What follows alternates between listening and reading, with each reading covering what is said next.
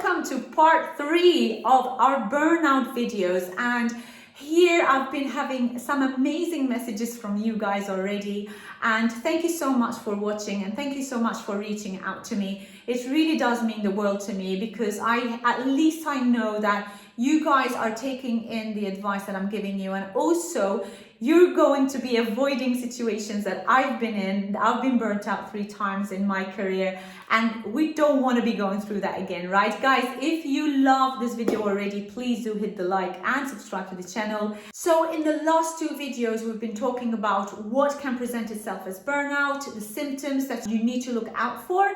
And now that you've identified that you could be leading yourself into a burnout situation, today we're going to be talking about the tips to avoid burnout. So if you don't know me, my name is Anita Horry. I am a master teacher, 2nd generation Pilates instructor, and I'm also a Pilates business coach for those amazing Pilates teachers who want to change the world.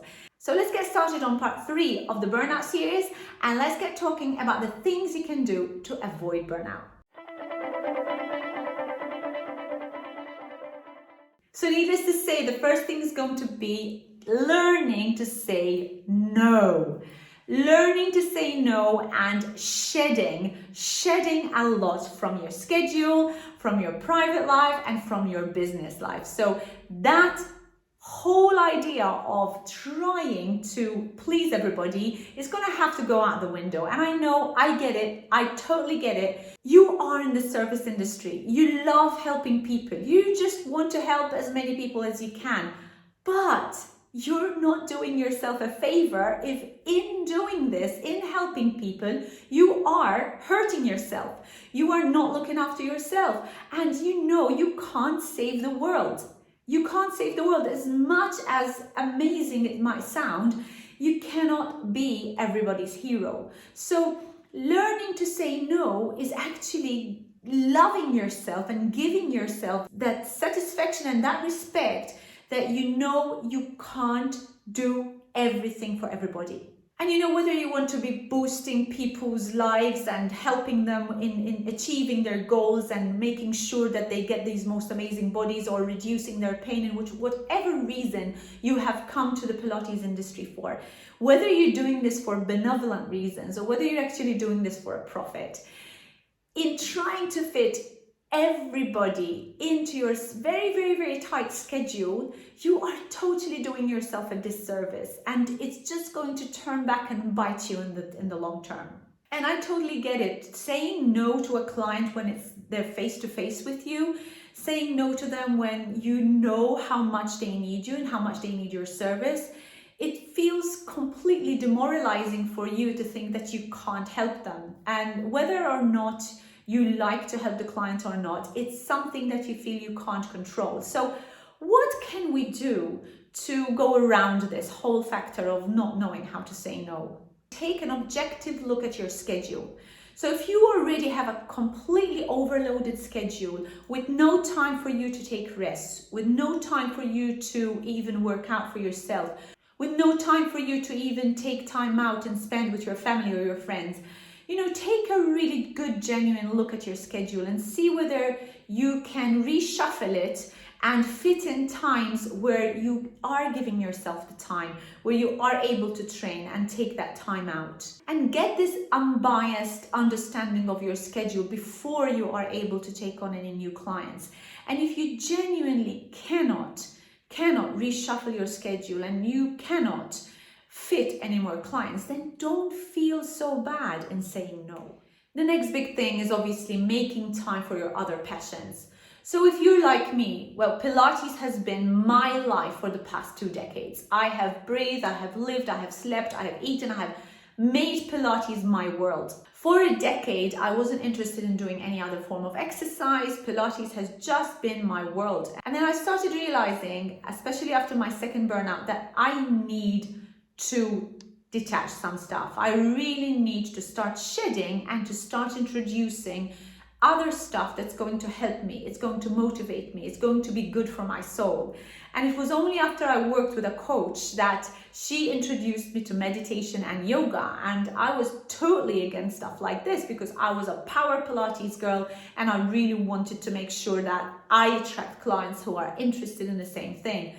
But after understanding and realizing that actually Pilates isn't everything, Pilates is amazing, it's a completely amazing practice, but there are so many other practices that I can work on, and I have passions on other things. So I started getting used to yoga, and I loved yoga. Now I have a good combination of both.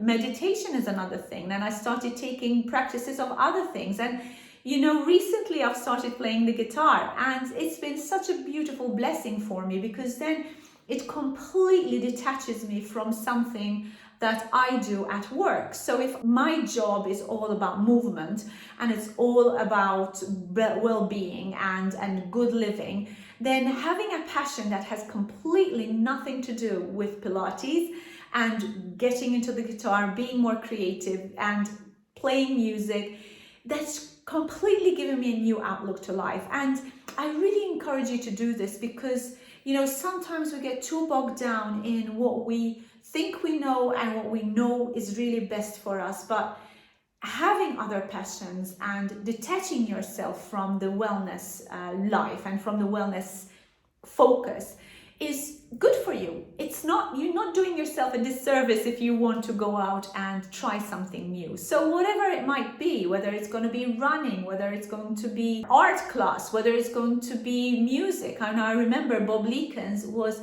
an avid artist. He was an amazing artist. And in fact, towards the end of his life, he moved to Florence in Italy to be able to really follow the passion for art that he had. And as much as he was an amazing Pilates teacher, an amazing master teacher, he was also really good in this creativity part of art. So, guys, it's fantastic that you could create this kind of environment for yourself. Your body, your soul needs it. This also goes into the friends you make. So if your friends are all fitness-based, if all your friends are Pilates-based, and you have no other outside interest, that is just really going to keep you boring for the rest of your life. Try and start finding friends that have nothing to do with Pilates and get interest in other areas. And maybe it could be travel, it could be history, it could be art, whatever that might be. In getting new connections, you never know, they might take you to other places. And this has happened to me on multiple of times. And yes, it could be a Pilates connection that you've got, but then the interest is lying outside Pilates. So change your friends, change your circle. It's going to be healthy for you. And now let's talk about your goals. So you want to keep your goals alive. So if you, before you started the business, had definite goals about setting things and doing things that maybe don't have anything to do with Pilates, or maybe they had lots to do with Pilates and they maybe involved you opening up your own business, or maybe involved you in even taking more teacher training or working abroad or doing retreats or whatever that might be. How are you on those goals? Have you checked in with those goals? Have you really thought about how you can achieve the goals? Because this is what's going to help us thrive in our life. So keep those goals there in your vision, alive. Have a vision board. Make sure that you start these connections to help you achieve those dreams. And if it's maybe retreats that you're looking to do, or maybe you want to go into another line of work, maybe you want to turn into physiotherapy, whatever that might be, start taking small steps daily. Get into connections, get into the right circles to start you off on keeping these goals alive. And if you still don't have goals, if you feel that maybe you're so burnt out or confused or not sure where you want to be in your life, then sit down, write down on a list of paper. Do it now. Do it right now. Stop the video, pause it and say, right, I'm going to write down my top 3 goals for the next 5 years. And then start taking an action plan on how to keep these goals going. And if you've already set goals, but perhaps you haven't achieved them for one reason or another, that's fine. Revisit them. Again, make a little exercise right now and say, well, what have the goals been? Have I been effective in achieving them? And if I haven't, what has stopped me? And if it means that you've had a very extremely stupidly crazy busy schedule, which meant that you haven't been able to take charge of these goals and really impact your future, that's going to really help you grow as a person, then the next thing you're going to need to be doing is shedding stuff you don't need. And that might involve shedding some of your clients so you can start working on these goals. Maybe allocate yourself 1 hour a week, 2 hours a week, but just focus on getting these goals achieved. And if you want help with this, I'm here to help you guys. This is what I am actually acing at.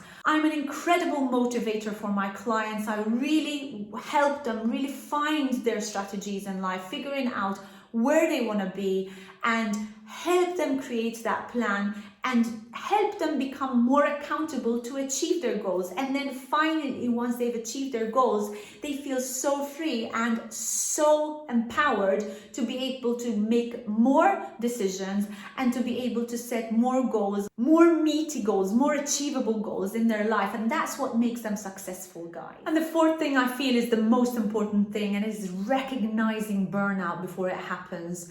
And it's okay to say this now, right? But this is the whole point of me doing this video. I want you to be aware of the typical symptoms that you could be leading yourself into so that you avoid that burnout. Because seriously, once you get into a burnout situation, it could be a very painful and a long, hard road ahead.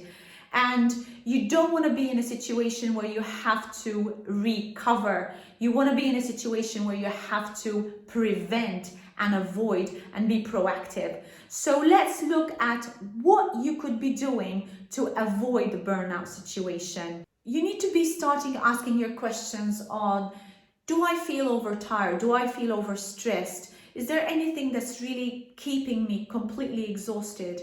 One of the best ways of doing this is by actually sitting down and asking yourself, am I overstressed? Am I overworked? Am I doing too much? Be genuine and honest with yourself, because if you're not going to be honest with yourself, you're only going to be cheating yourself, right? And you're going to feel this in the long run. So have a little exercise, just calm yourself down at the end of the day and say, am I doing too much? Is there anything that I can avoid? Is there anything that I can shed? Am I really working in the path that I want to be working? Is this really what I wanted to do in life? And once you have established these feelings, then try to get to the root of the problem and figure out what it really is that is keeping you from living a life of abundance, what it really is from keeping you from really developing this growth that you truly deserve. At the end of the day, we all deserve personal growth and business growth. So if you're really trying, you're running on empty, constantly trying to firefight and constantly trying to cover yourself because you are in survival mode, then there's no room for growth, guys. Ask yourself what is stressing you out, what you can do about these stresses. Is there anything you can avoid? Is there anything you can detach? Is there anything you can shed? Is there anything you need to do? That's really important. So once you've established this, you've got a much better way of climbing out of a situation like this. So you've recognized the symptoms, now you need to take action. And then taking action, I'm moving on to point 5, which is making time for yourself. And self-care, time with your family, time with your friends, doing things that you want to do, things that you love, fulfilling your passions. All this comes into your schedule. So be extremely rigid with your schedule, where you fix time out for yourself. And I've talked about this in numerous videos of myself, but I want you to really block times in your schedule. Even things for this has nothing to do with work. Like it's things like meal plans, prepping your meals, buying food, having time out with your best friend, even calling that friend that you haven't spoken to for a long time, and exercising, doing creativity, other creative things. You know, you need to be active in your mind. You have to feed your mind every day. You have to feed yourself. You have to feed your own religion and your values and whatever you're doing, whether regardless of what religion you've got, you need to feed your emotional state. So all this stuff is really important for your personal growth, and you're not going to get into any burnout situation if you really truly dedicate time every single week to do all this stuff. And one other huge thing that I really want to point here is the amount of sleep that you're actually getting. How much sleep are you getting? More and more research now is proving that sleep is a huge factor to avoid burnout situations. So guys, make sure that you have distractions out of your bedroom. No phones, no bright lights in your bedroom, nothing to distract you, no dogs, no cats that are going to stop you from having a very good night's sleep. Because you know, at the end of the day, guys, this is our time to regenerate. So take that time to regenerate fully, and that's going to really help you improve yourself, your mental and your physical well-being. Next is a no-brainer. It's going to be about managing your client load. So of course, if you know that you can't take any more clients, full stop, stop there. If you really want to be taking more clients and you currently don't offer group classes, then that's your opportunity to start looking at how you can increase your group classes, or maybe introduce group classes to your schedule, because that's going to serve your clients without totally exhausting you as a teacher. And then of course you need to make sure that you get enough sleep. We've already talked about it. So avoid your caffeine, heavy meals, alcohol at night, avoid distractions, phones, dogs, cats in the room. Avoid anything that's going to stop you from having a good night's sleep. Maybe a stuffy bedroom is not going to help you. Have fresh air. Things like air conditioning units don't even help when you are actually sleeping at night. So all this stuff can contribute. So have a good look at your bedroom, see what's happening, and of course remove any excessive intakes of heavy stuff, because that's really going to interrupt your sleep pattern, which is going to be affecting your general well-being. Now, what are the consequences of burnout? So this is really important for us Pilates teachers, because we are wellness providers. And if we are personally burnt out, I've already spoken about my friend who had a stroke because of burnout. That's the kind of thing that burnout can give you. It can give you fatigue, it can give you hair loss, it can give you terrible skin, it can give you terrible digestion problems, it can give you a multitude of health problems and health issues, which will ultimately stop you from doing what you need to be doing to run your business. So you really ought to look at avoiding this burnout situation right at the beginning. You don't want to be looking at, I'm in a burnout situation and I need to know how I can recover from it. Guys, these tips are extremely essential for you to start taking action on them, because as I said earlier, prevention is better than cure. Prevention and knowing to being proactive is so much better than having to deal with burnout once it happens. Balance your life, guys, with non-fitness related activities. Get yourself a circle of friends that empower you, that love you, that help you grow. And of course, take plenty of sleep, plenty of sunshine, plenty of rest. And if you still feel that you can't do this on your own, reach out to me. There's a link below for you to have a free call with me. We'll be able to chat about your current situation, see whether there's anything that you can improve in it, and if there's any way that I can help you, I will absolutely do my best to serve you. And if I can't, I will make sure that I refer you to somebody who can. Guys, I hope you liked the series of videos, and if you did, please hit the like and subscribe, and don't forget to ring the bell so you get notified every time I upload a video online. Until my next video, guys, goodbye for now.